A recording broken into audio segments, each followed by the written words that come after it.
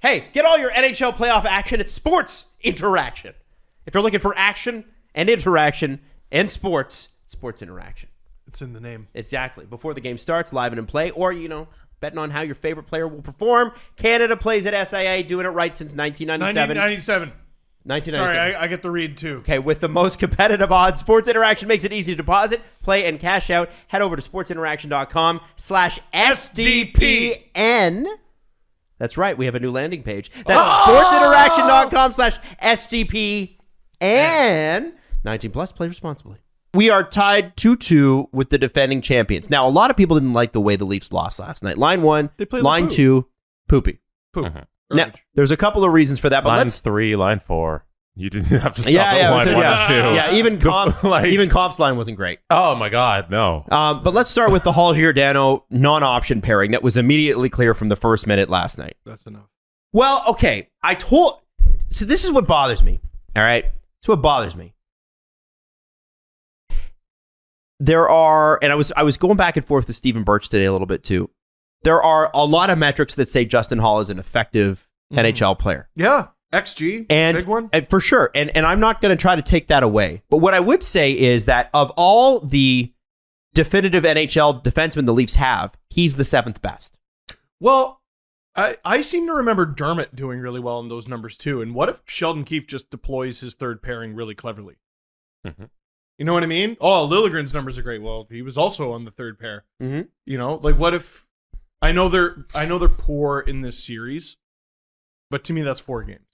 Right. And I think from the first minute you see why Justin Holl 5-on-5 is sort of a non-option. Because you could start you start your defensively your best line, which is the Comp line with Mikheyev, and you start the probably the defensive line that you're most worried about, which is Giordano Hall, right away. Mm-hmm. And the problem with that is that Stamkos and Ross Colton are on the other side.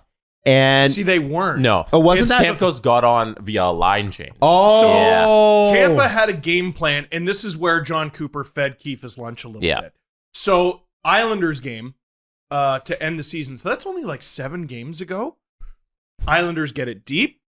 Ross Johnston goes around the net, crushes Mark Giordano. The Lightning look at that and they go, that looks like fun. And they do almost the exact same thing.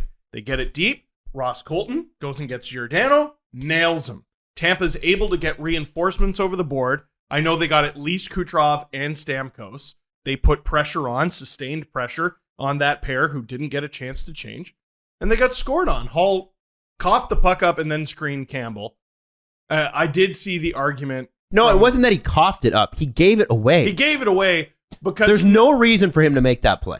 Well, the reason is Kasha should be available there, as Anthony Petrelli pointed out today on Twitter. And I think it's a good point.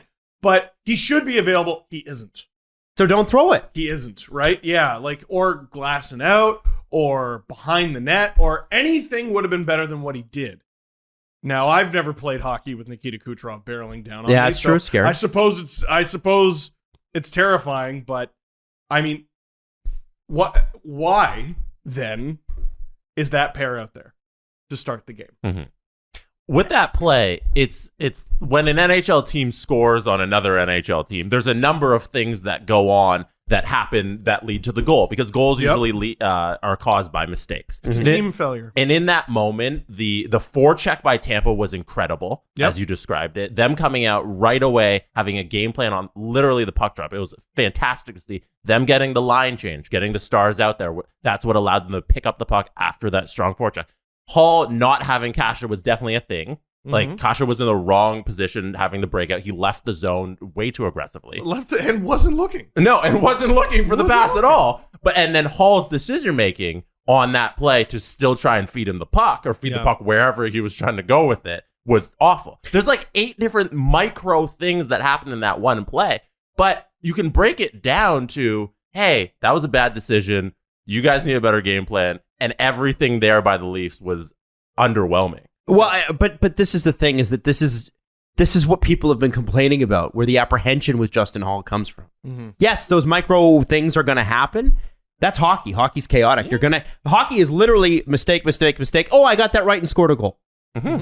Right? That's literally how the game works. I got that right and score. Like the second goal, that's one of those ones where you go, fuck my life. Yes. Yeah, the Muzzin play. 100%. Yeah, like, but it's this a shitty bounce. So this is my problem. Okay, so yeah, the refs are calling a lot more penalties this series. So you're literally playing a guy, nothing to do with quote unquote penalty kill specialist. Yeah. Bullshit. I don't think so. I think Steve, you nailed it at the end of the show last week, or the end of the Leaf segment last week on Friday, when you said he's won a cup. He won a Memorial Cup with Justin Holl. Calder Cup. Or Calder Cup. Yeah. He won one with Liljegren too, but Liljegren, like there is no arguing here. Liljegren's a better fit on this defensive line right now. And don't tell me the penalty kill, which was the best part about the Leafs play in their first win, needed Justin Holl. You have 6 guys who can do it. Last night they went 1 for 8 on the power play. Tampa, their penalty kill was incredible last night. Is the Leafs had 8 power play? Are you sure you're not talking about the last 2 games? No, it was last night. They had 8 penalties. Holy shit! Really? Yeah, and Jesus, that's got to change. The only goal there was the 5-3. I think you're talking about the last 2 games. Last 2 games? Is that last 2 games it's overall? The last 2 games. Yeah. The only goal in the last. I'm looking is at the this. 5-on-3. Yeah. So the Leafs penalty kill did do well, but is that enough? You know what I mean? No. How much Jesse's do you right. think- Yeah, that was all last game. I'm not like Tampa went 1 for 8. Last game there was 8 1 for penalties 8. by the Leafs. Tampa went That's- 1 for 8, and the only time they scored Was was the 5-on-3. on the 5-on-3. The Leafs penalty kill was absolutely But that's not fantastic Justin last night. Holl It alone. wasn't all Justin Holl. That's on the coaching staff creating a great penalty kill. But if Justin Holl is a key part of that, and they feel that, I understand the argument having him out there, because that 1 for 8 is not insignificant. Right. Well, he stopped it from being 6 or 7-3 rather than it was 7-3. I'm just gonna have my phone out because I just want to see the fireworks when it's announced that Sheldon Keefe in Game 5 is going with the right side of Brody, Liljegren, Hall. Over Giordano? No way. No, Sitz Labushkin.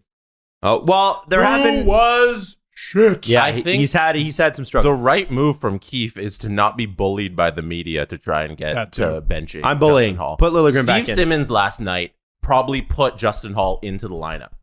No hyperbole. I hope not. No I hyperbole. hope So you not. can't go out. Hold I on. don't- Before yeah, you I get don't into think breaking it down, let's play the clip. play the clip. Let's play so the that there's clip. context, Right. and then get into it, guys. By the way, I never heard confirmation that it was Simmons. Apparently, it was. I don't know. It's an interesting. I mean, if the shoe fits. This is an interesting way to ask a head coach a question. Let's just put it that way before we. Do you need the? Do you need it? I Jesse? got it here. Start your worst defenseman in a building knowing it was going to be this loud and this crazy. Who's our worst defenseman? Justin Holl. It's your opinion, I guess. Sheldon, why would you start your worst defenseman in a building knowing it was going to be this loud and this crazy? Who's our worst defenseman? Justin Holl. It's your opinion, I guess. Also, he didn't. Justin Holl. Yes. Did you hear that? Underratedly, the most insulting part of that question is not calling him the worst defenseman on the Leafs. It's not knowing his fucking name. It's Justin Holl. It's been Justin Holl for several years now. Listen, Come on. I don't disagree with his assessment. I don't think Justin Holl is. If Sandin's playing, I don't think Justin Holl's in the top 7. But I do say I do think it was a bit of an aggressive way to go at the question. It's it seems like, well, yeah, because he's trying to get on. He's trying to be the story rather than letting the question be the story. Keith's not going to answer that, especially when you put it that way. And by asking that question in that way, now Keefe has to play Justin Holl. I don't think so. Yes, he does. Nah, they don't care about What's the storyline if he benches him? Who cares? Who cares if you win? If the Who Leafs cares care when? about that, then just fuck it. Who cares Surrender when? Game 5 and 6 and go home. If they care about that, just surrender Game 5 and 6 and go home. I don't think they can care about that. I was in a group chat last night and they were arguing about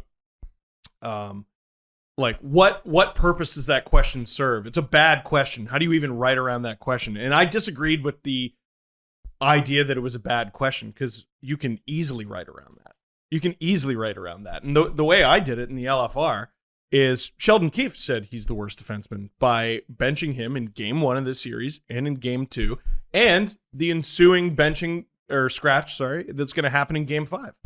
That's what I said. I wondered too when we're talking about, like, I know that Muzzin and Brody have had some good numbers together, but Riley Brody they've had good numbers. But to me, Riley Brody was solid last year. I don't know. Can you not manage Lyubushkin's minutes a little bit better and bring him further down in the lineup? Is there a different way to deploy him to make him more effective? Because he's obviously not the greatest puck mover. People are getting on him a little bit, and I think rightfully so. The first couple of games, I thought he was good, and then he was getting in the offensive play and setting people up for goals and that sort of thing. But at the end of the day, it does seem Lyubushkin was not acquired to be the guy that played with Morgan Riley. Well, here's the question. Are we galaxy braining this a little too much? Maybe. Because you know how many lineup changes, like literally line switches, Tampa has made in 4 games? One. They took out Jan Ruda for game 2, and they put in Zach Bogosian, and he's never come out. Line 1 has not changed. 2, 3, 4, pair 1, 2, 3. Nothing has changed. Not a thing. And the Leafs are like juggling, and they got this amazing Jenga thing going on, and Tampa hasn't had to make a single adjustment in the lineup. All their adjustments have been the players playing differently. Sheldon Keefe is tinkering way too much, especially in game. I don't need Kerfoot on the first line because you think it's going to be more defensive. Just play Bunting. You do that. What's the point of the 82 games of the regular season? Maybe he needed the rest Bunting. Maybe Bunting's hurt, and I don't know.